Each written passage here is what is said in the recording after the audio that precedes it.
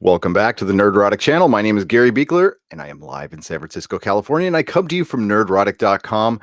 And today we are talking about season 1 of Haunting of Hill House from Netflix, a show that I thought was going to be a movie, and it turned out to be a series.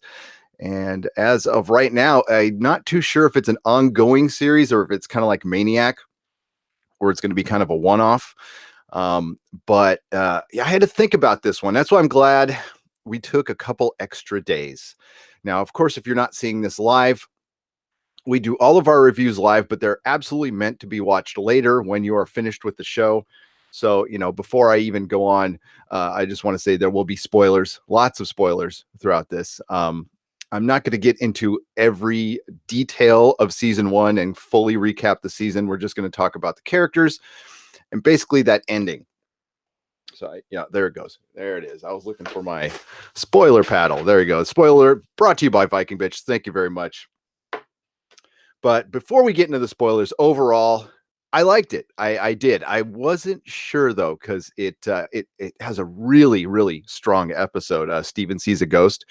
One of the better first episodes of television. The ending was amazing, where we basically follow Steven. He's a writer, Steven Crane, and this is about the Crane family, and it's mainly a family drama wrapped in a ghost story, which usually is kind of the stuff I dip out of because it's a lot of talking about feelings and rooms, and there was plenty of that in this, but it really made sense because they gave us really complex characters.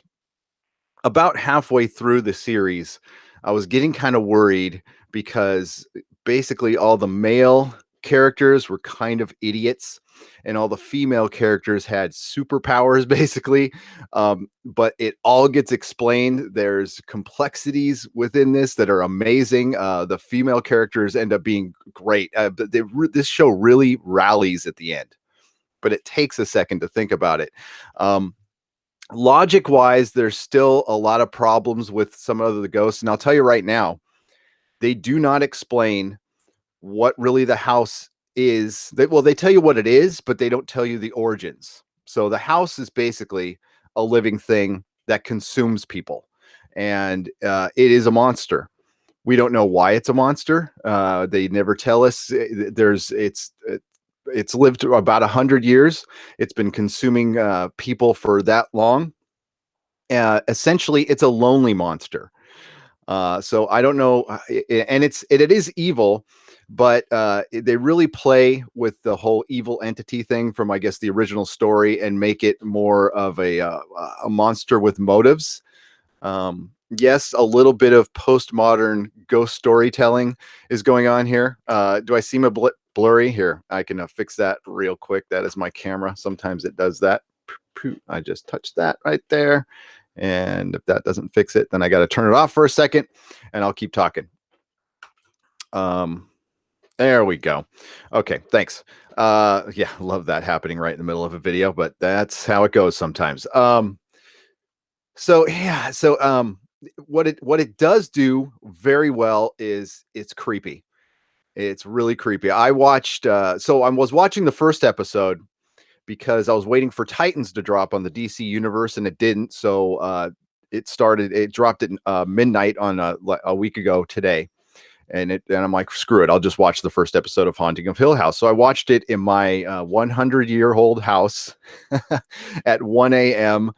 At my house, doors open by themselves all the time. And I'm not joking. Things creak all the time in here. There's stuff that sounds like footsteps. No, I don't think my house is haunted. It's just really, really old. And it's settling. My house was built in 1910. So yeah, it was a nice aesthetic to be in my like creepy old house that I'm completely used to at this point, watching this creepy show. And, and at one point we have a cooking timer, and I'm watching it, mind you, at 1 a.m. in my house. And we had turned on our cooking timer earlier in the day because I was, boiling some noodles. And right in the middle of the episode, my cooking timer just like goes off for no reason, just a little bit, not much. And I'm like, at 1 o'clock in the morning, I'm like, holy shit, that was good. That was well played. So yeah, the aesthetic on this is great. I love the look of the show. It was shot beautifully. Michael Houseman, who I was not a fan of in Game of Thrones, I thought he was a horrible Dario Naharis, was great in this. And you kind of see things through his perspective in the beginning, but you get to meet his family. So we have uh, Hugh Crane, who is played by Henry Thomas and Timothy Hutton. Both do a great job playing similar characters. Olivia Crane is played by the great Korea Gugino. Is that how you say her last name? I love her. I love her in everything she does. She is brilliant, and she doesn't age. Kind of wondering if she really is a ghost. And of course, Stephen is Michael Houseman, and Nell is Victoria Peretti. Luke, who's the character I kind of identified the most with for obvious reasons, is played by Oliver Jackson Cohen.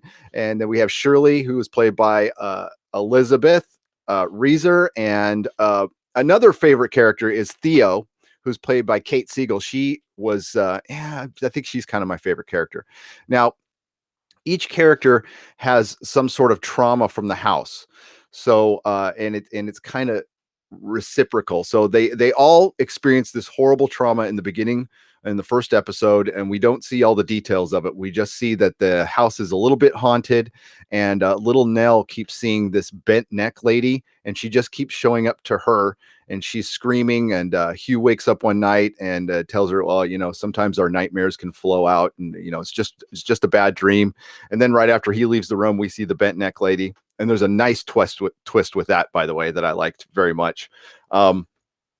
And each kid has its own trauma from what happened that night. So they end up, Hugh ends up waking up all the kids, gathering up out of the house. They get in the station wagon, they bolt, and they leave their mom behind, and nobody knows what the hell is going on, and they need to go back and get mom.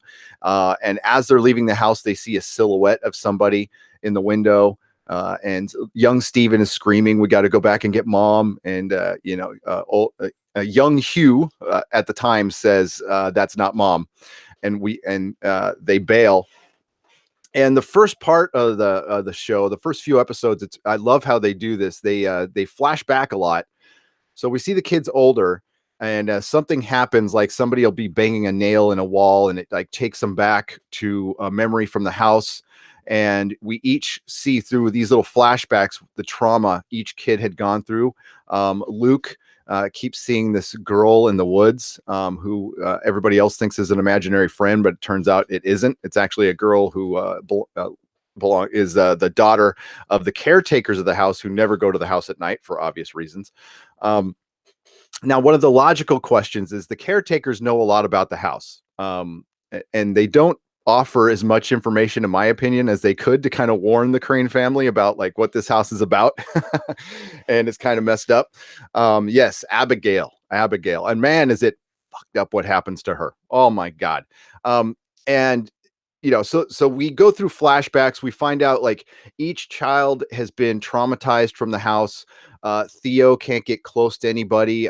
She's like the middle daughter. So she has attachment issues, and she's basically the rebel. Shirley, who is the second oldest, is kind of taken, leader of the family. She's the one who seems to have the most together. She's the most controlling. Stephen is in denial. And then Nell and Luke are twins, and they're both just completely wrecked. I mean, Nell is suffering from untreated depression, and Luke has addiction issues. Now, I've been asked a lot, like how they dealt with Luke's addiction in this, and I thought they did it pretty well. Other than him being in the rehab and having a girl in his room, which I have never seen in my life. That's other than that, I thought they dealt with it pretty well. How the family dealt with it. At first, they're very supportive, and then at one point, they just throw their hands up in the air and they say "fuck it," because Luke is just trying to drown out, but he's got a reason for his addiction. He's trying to drown out these pains because all of these kids are being followed by ghosts from Hill House. Hill House is like infested them, and we find out why. And as we go through the story, they each have to battle their demons, and it ends up they end up all at the house at the end, and they end up in the Red Room. And this is where we're going to get into major spoiler territory here, folks, because I mean the big thing about this is how it ends, and how any horror movie and I am no way an expert on horror, but what works for me is basically how it ends. Everything, and I like a good ambiguous ending when it comes to horror. I don't think you should answer every question because I think the scariest things are left to your imagination, kind of like Jaws. We never saw the shark that much. You know, John Milius, the scriptwriter, had talked about this and kind of hammered that home. And he taught this to Spielberg and George Lucas. I don't know if George Lucas lived up to it though. That like really, you know, the best evil things, the best bad are left to the imagination. That's why, you know, The Shining works so well because we get little pieces, but we don't get the full answer. And there's a little bit of The Shining in this show, a lot of The Shining. And there isn't a bunch, there is some jump scares, but there's not a ton of jump scares. And the ghosts are pretty cool.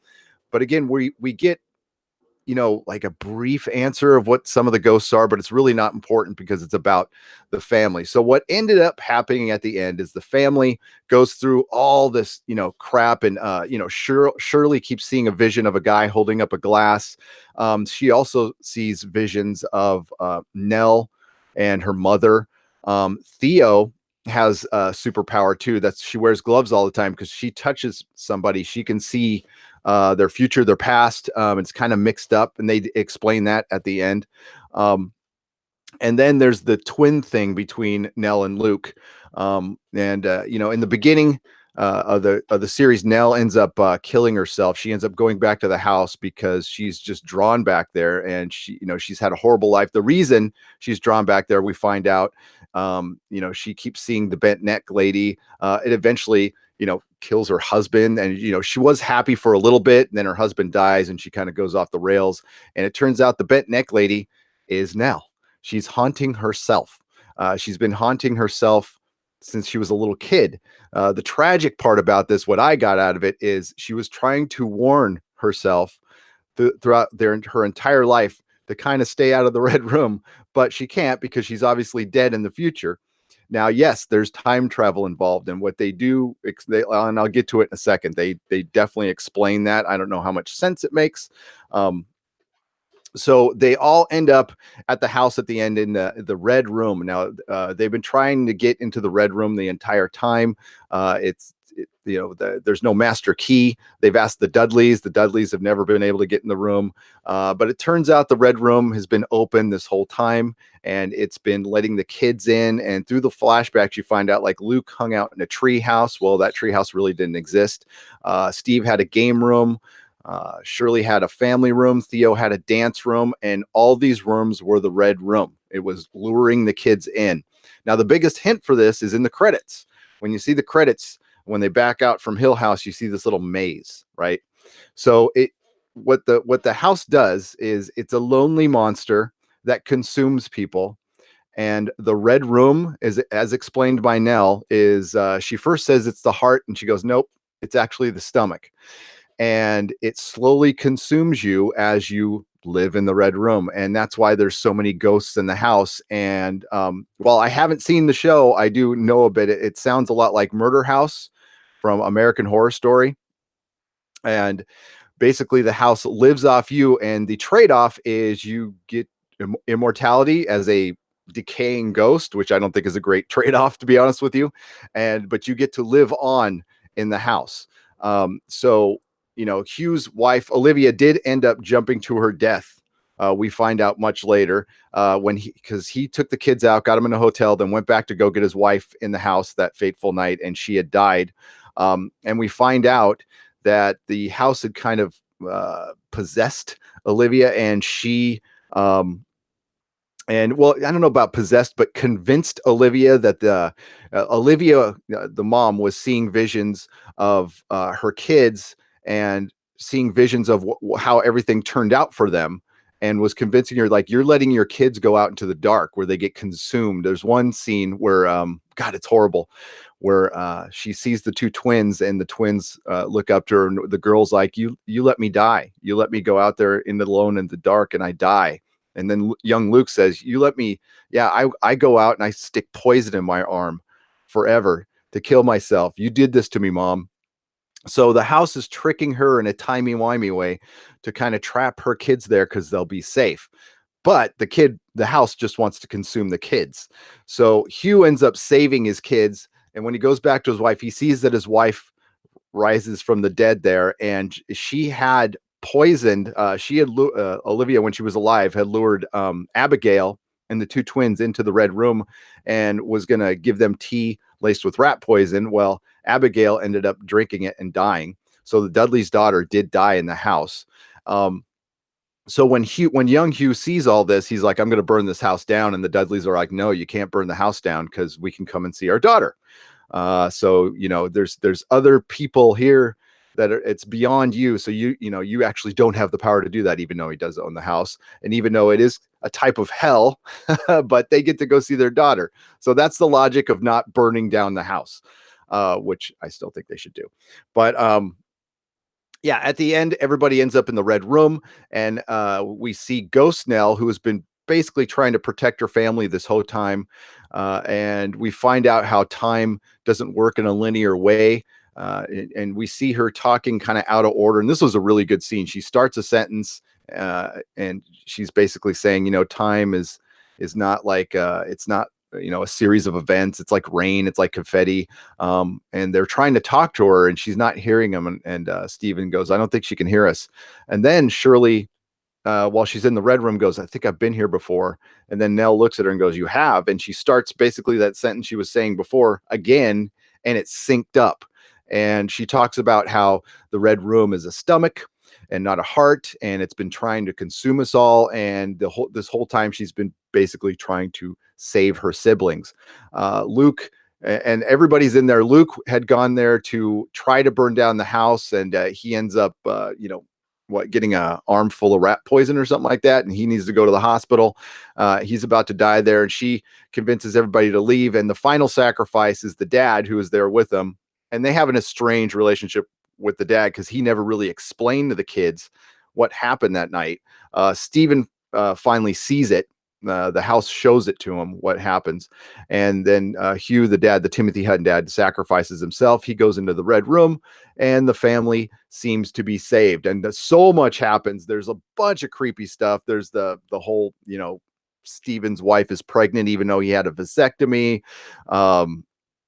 And a bunch of little side visions. We see a little side story with Theo where she catches a child molester, and through her visions and stuff, because she's a psychologist. So there's a lot of good in here. It has some slow spots, but not much. So I would definitely give it like a 8.5 out of 10. I think it's a pretty good show. I think I should watch it again though. I'm asking you guys what you think of that ending. Was it a little too happy for you? So at the end, I mean, it's not super happy because some people die. But at the end, you see Hugh go into the red room with Olivia and young Nell, and to where they're going to live out eternity, or however long the house is going to live, being slowly consumed within the house. And as Steve is leaving, and he is now the official caretaker of the house, he walks behind him are all the ghosts that are in there, and there's a lot. There's a lot more than they actually show. Excuse me. So at that point, I would still think, well, wouldn't you just burn down the house? I mean, it's still fucked up way to live. It's the ghosts say they're lonely, and the house is lonely, and it's just gonna keep drawing people in. Now, at first, I thought the ending was a little too happy, and maybe nobody did leave the red room, which I actually thought would have been probably a better ending. But that's not how it ended. It ends with the Crane family walk out. Luke gets 2 years sober. Stephen reconciles with his wife.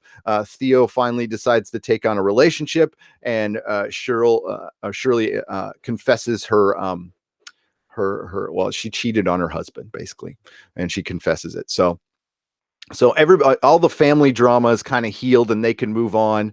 And they also know that their mom and dad and their younger sister are all being consumed slowly in a red room in a house. And so I don't know how happy of an ending that is. They did the timey-wimey stuff was kind of interesting to put into a ghost story, but I kind of like that. I did. There is a lot of logic in here that's just kind of thrown out the window, which is fine.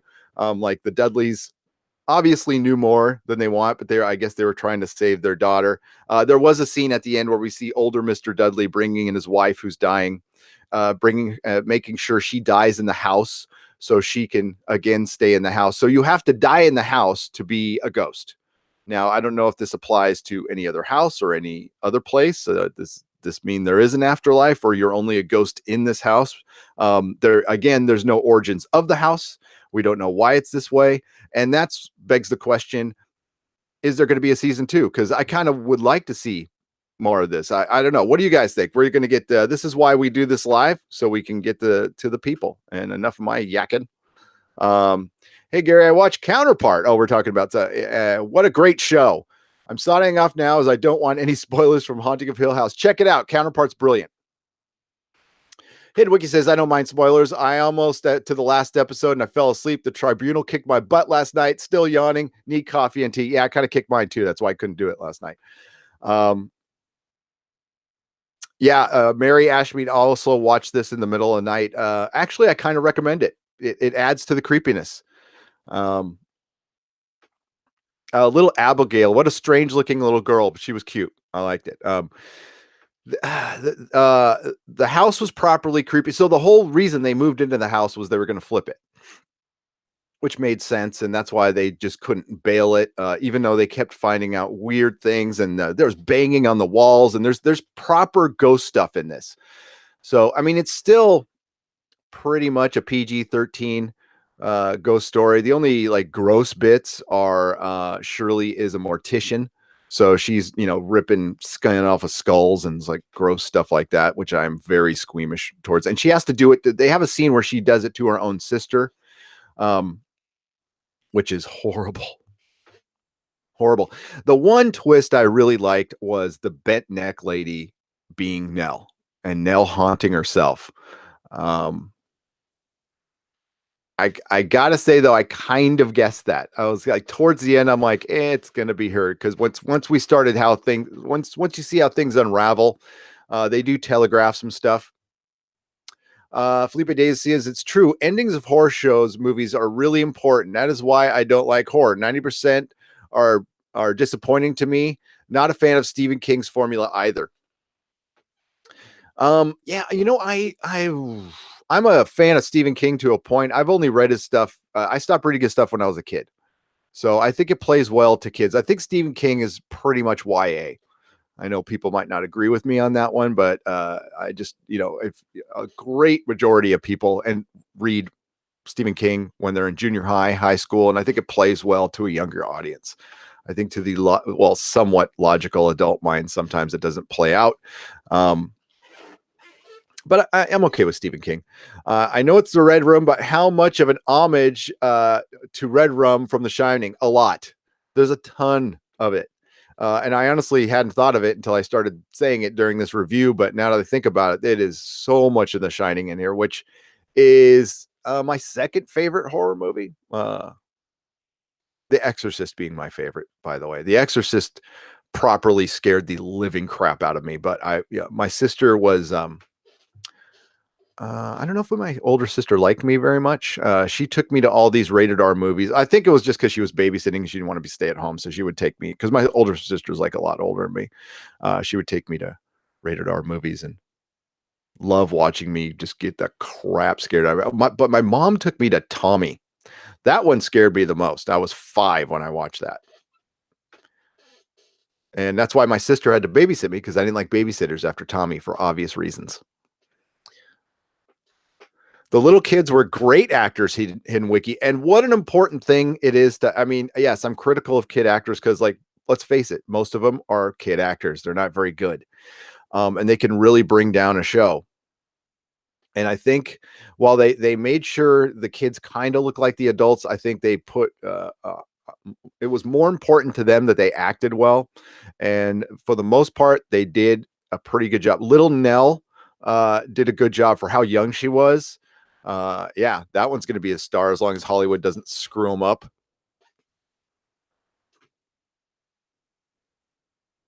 And Steven is now the caretaker of the house, making sure it's still there for decades, right, Mako? So, does anybody know if this is going to get a season 2 or if this is a one-off, kind of like Maniac? Because I was looking, I didn't see anything. I don't know It depends. If they, I guess they could like go back in time. They don't need to do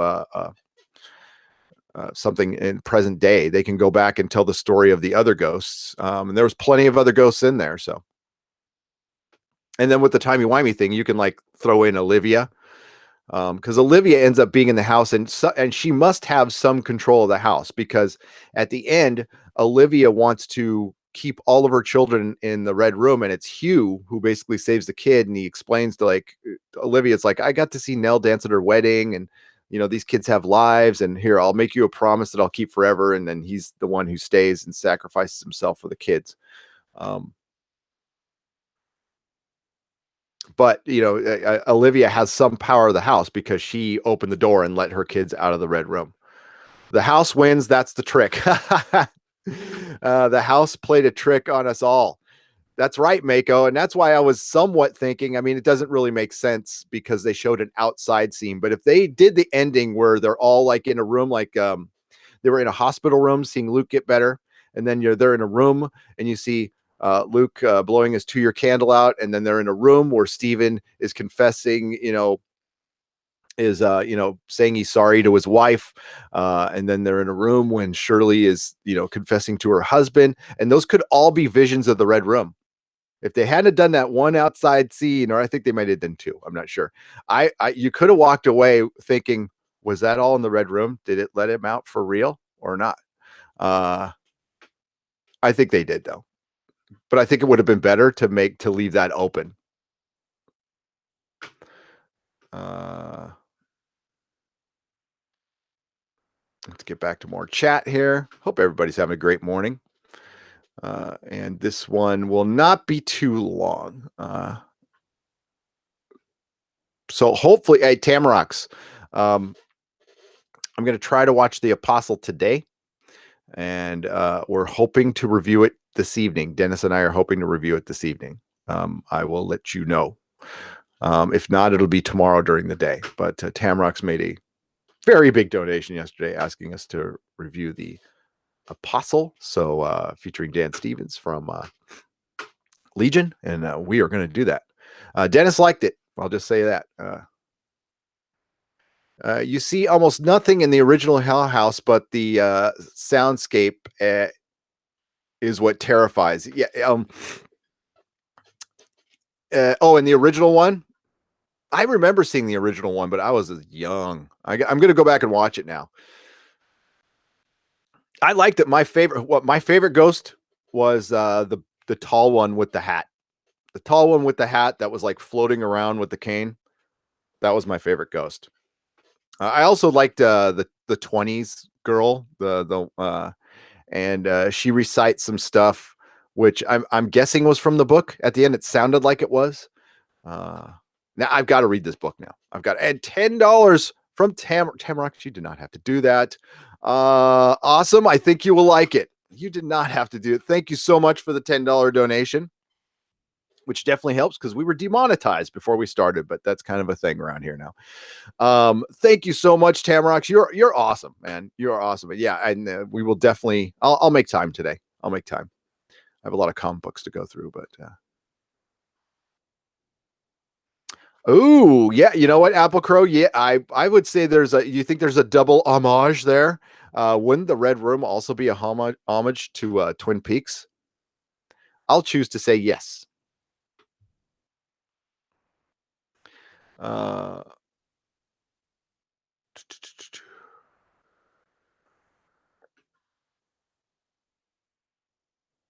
I might have to build a pillow fort to watch Haunting of Hill House, though.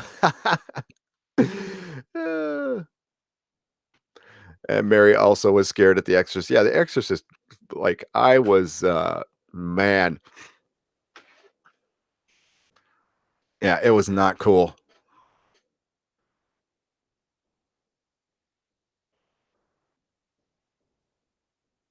It was not cool.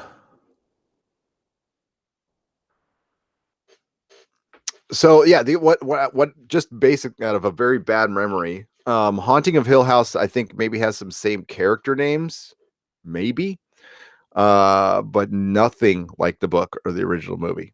So But I thought it was done pretty well. I thought it was done pretty well.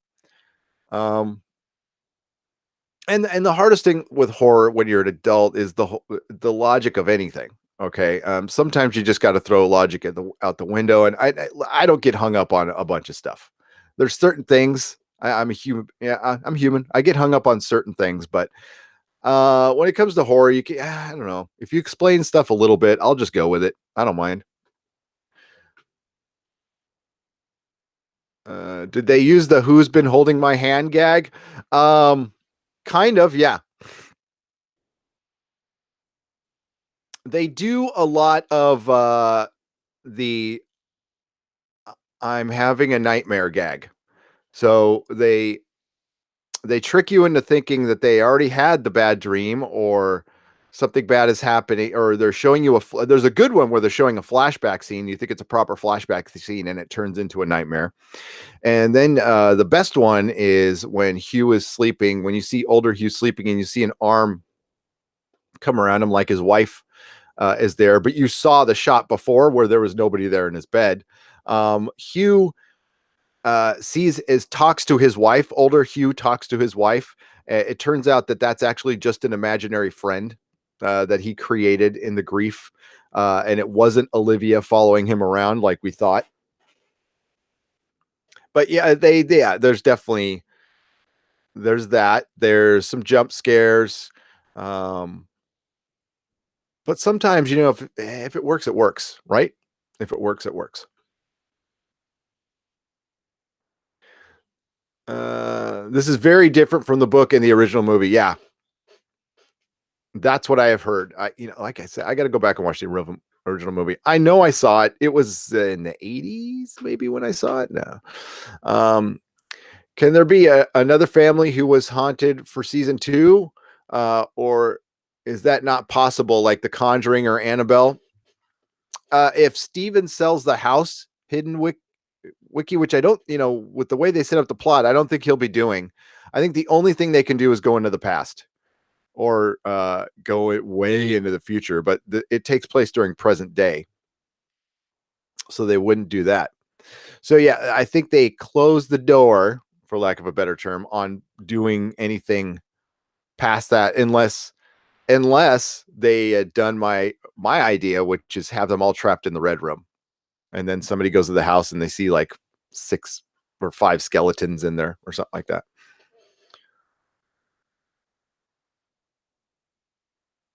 Some of the horror monologues in Hill House were absolutely brilliant, says Lucky Doer. Yeah. Uh, I'm awake, but I'm still dreaming. Yes, lots of that trick. Lots and lots of that. Uh, I also like Ghost Story. Shout out to Trekkers. Oh, the Peter Straub's Ghost Story, like back in the day. Renee, that was good. That was very good. There's not a ton of great ghost story movies. There's some, okay, but there should be more. Okay, I like a good ghost story movie. Um,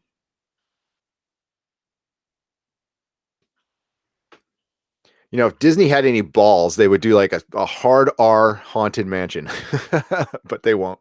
Um, which is my favorite ride at Disneyland, by the way. Everybody likes pirates. I like haunted mansion. It's way better, way better. Pirates is good, but they've infested it with Pirates of the Caribbean stuff, and Johnny Depp is in there now, and it's just not like what it used to be. The original movie was mostly about one of the women who was abused, and most of the things were implied. There were no ghosts shown, um, which makes it extra creepy. And also, budgetary constraints. But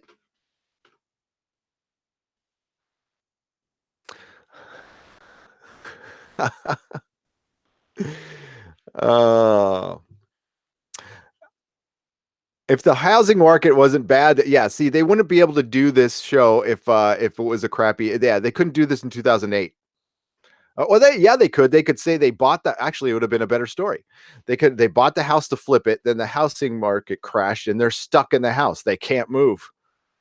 It's even better.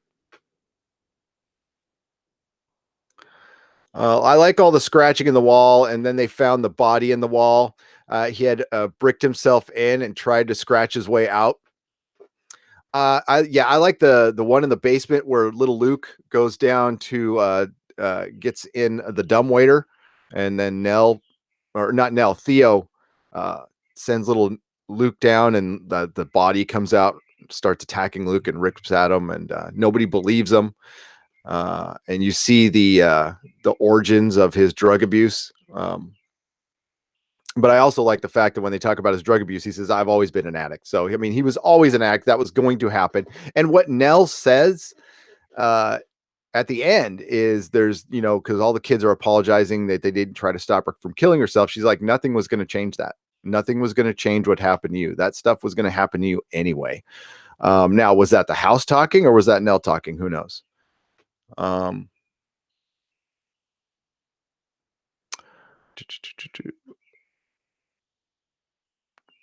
Uh, well, Disneyland is haunted anyway. I've been there at night. I actually did some work there in the middle of the night when nobody was there. I didn't see any ghosts. I didn't, unfortunately. I didn't see Walt Disney walking around. I was kind of hoping. It was creepy walking through Pirates of the Caribbean when nothing was working and the lights were really dim, and we were shooting a safety video. It was like it was an internal video for health and safety, or for, like, hey, don't be standing in water and plug in something electric or some stupid shit like that. Yeah.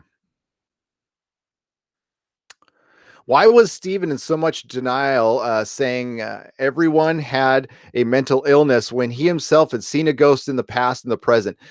Jasper Seho, yeah, he was just the living embodiment of denial. Each kid kind of had their own individual trauma that they wanted to, instead of like having mixed traumas, they're like, each kid will have their own trauma. So Steven will be the denial, and Shirley will be the controlling. And yeah.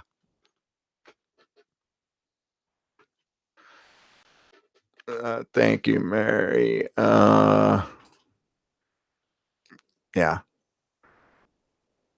Later, Joe. Peace out. Why was Steven so much? Okay, I already read that. There was a joke in one of the parodies where they buy a house and it's haunted, and the guy says, "I have no money to move, so fuck it." um, that's kind of that's what Mrs. Nerdrotic and I, because this house is creepy and some weird stuff happens, but I think we just bored the ghost to death because there was a point where we thought it was weird at first, and now we're just like, if a door opens, we close it, or we just go, "Hey, look, the door opened," you know. And they straight up open. But again, this house is creaky and old, and it's partially built with redwood, which is super illegal. You can't do that anymore. Yeah. So, real quick story of our house.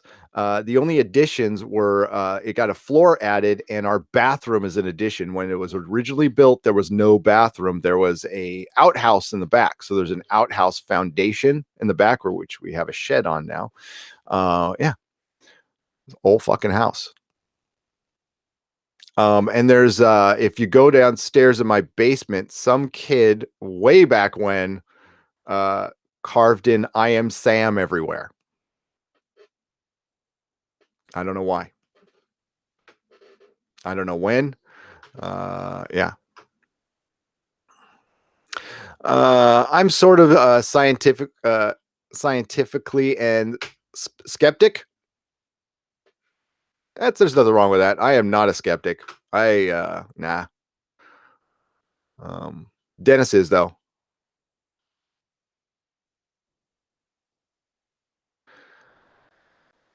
Is it built on Indian graveyards, though? No, it is not. It is not. That worked for Poltergeist, though.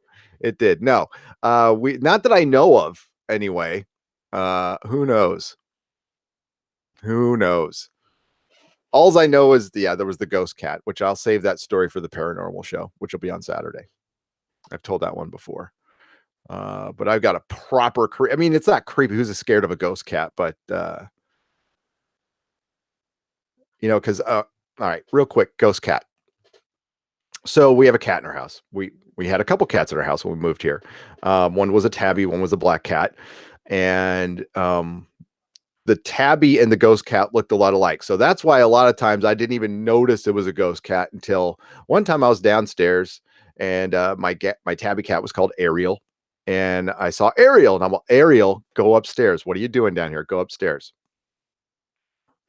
And then I walked upstairs and knocked on Melissa's door and opened the door, and I saw Ariel, and I'm all, "Did you let Ariel in?" And she's all, "No, Ariel's been here the whole time." And I'm like, "I just saw Ariel downstairs." And mind you, the origins of this is in our foundation. There's a bunch of cat footprints. So then I'm like, God, I could have sworn I saw Ariel downstairs, and Melissa's like, "Oh, that's the ghost cat. I've been seeing that since I got here. That cat, her story was she saw Ariel in the house when before we moved in there. So she had been seeing it the whole time. So I was still like, I don't know, man. I think we're just seeing Ariel, whatever. So we go traveling one time, and we put Ariel in the animal hotel with Zorro, my black cat, and our dog at the time, Dash. And we're on a trip, and while we're gone, we had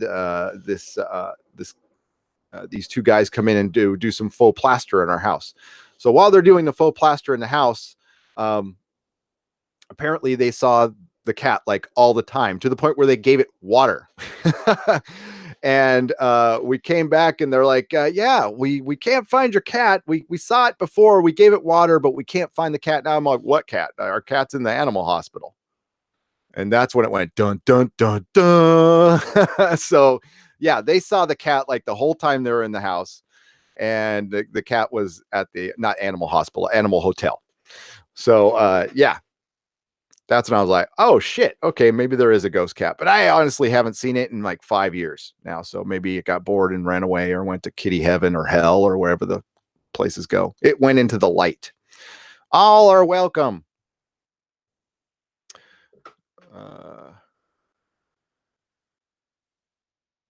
Defense mechanisms. That's what all the kids had. But it's reciprocal, because was all the pain and trauma caused by the house, or was that there all the time? And I think it's the house is kind of like making a deal with the devil. You can't get out of it, and that's it. So I thought it was a pretty satisfying ending. I don't know how they can get to a season 2. There is, like, if you're a super logical person, I think you'll probably just pick this show apart and probably not enjoy it. But if you can just kick back and like not think about things, not all the time, they do answer some stuff, but some stuff is kind of meh. I don't know. Mako says, yeah, I agree with that. I think 8.5 out of 10 on the show is accurate. I recommend you watch it. Is it bingeable? Yeah, I think it is. I think it is best watched as a binge watch, to be honest with you. What really hooks you in is the first episode. The first episode is so fucking good, and that is so important for these damn Netflix shows. Honestly, that's the difference between the good and the bad. Like Maniac, great first episode. Daredevil season 1, great first episode. Altered Carbon, great first episode. So the shows that we fucking love, that's the one thing, is that if you're gonna binge, they better hook you in that first hour, or people are gonna kind of peace out. Picking stuff apart is half the fun, says Mega Grayo. It kind of is. It kind of is. All right, so The Orange is the New Black has been canceled. It has, Saquest. Season 7 is its last. So yeah, it's all right. Amazon's going to be just fine. That's Amazon, right? I don't watch the show, so yeah. So I'm gonna go on for the rest of my day, and then I'm gonna watch Apostle, and then we're gonna come back and review Apostle. So yeah, if you are on the fence, and hopefully I didn't spoil too much of the show, go definitely watch it. And yeah, only 7 seasons. No, yeah, 7 seasons is a lot. I think that's pretty good for a show. I think if you get to 7 seasons, you're doing quite well. I'm not going to watch that show, but yeah, it's just not my thing. All right. So our next show will be a review of the Apostle. That'll be this evening. And then if you're up at 1:30 in the morning our time, I will be reviewing the first episode of Daredevil. And then we'll review the entire series, I believe Sunday. So I'm going to binge the hell out of that. Daredevil is simply my favorite thing from Netflix. It's honestly my favorite thing from Marvel, including the movies. I like Daredevil. So hopefully they maintain the standard of season 1 and season 2. Counterpart's awesome. That comes back December 9th. We will be covering it. We will have a watch party on our Patreon too. And I'm going to look over the schedule and see if there's any more good stuff coming from Netflix over the next couple months, because they don't promote this shit at all. They just like come out with the show and it's fucking great. It's the last 2 shows I've seen, I gotta say I've been pretty happy with. I can highly recommend Maniac, and I can highly recommend Haunting of Hill House. That's like 20 hours of entertainment right there for you. There you go. All right. Well, Silver Spike, we can't agree on everything, but Daredevil's fucking awesome. As far as good superhero storytelling, it's one of the best. And as far as TV superhero storytelling, it is the best. It is the best. Closely followed by Legion. But Legion's not like really a straight superhero show. It's a comic book show, but it's not a superhero show. It's a little something different. But what makes Daredevil great? Good villains. Good villains. Vincent D'Onofrio as the Kingpin is utter genius. You're right, Mako. Daredevil is the best Netflix superhero, and I think he's I'd say top 3 Marvel superhero. And Kingpin is by far the best Marvel villain, including the MCU, without a doubt. I would say 1B is David Tennant's Kilgrave. So they're both of the best villains are from Netflix for sure. All right, everybody, and Punisher's great too. I like it.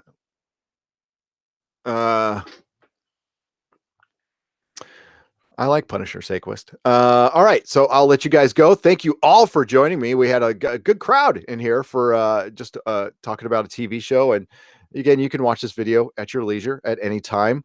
We do most of our reviews live and visceral, but the Netflix stuff, we kind of wait a few days for people to watch it, and hopefully they get on it. And if they don't, that's cool. That's cool. But we do most everything live here because I like to talk to our friends out there in chat land, because it's fun. So I love Jennifer Garner as Elektra. I did not. Oh, thank you very much, Rolo Cat. I appreciate it. I didn't hate the Ben Affleck Daredevil director's cut, but again, I'm kind of a superhero dork, so apologies for liking some bad shit. Again, thank you Tamrox for the $10 super chat, and Rolo Cat for the €2 in the two European dollars, €2 in the tip jar. Thank you so much. I'll see you all next time. You guys are wonderful nerds, you know that. And yeah, may the small folks sing songs of your greatness. Cheers, everybody.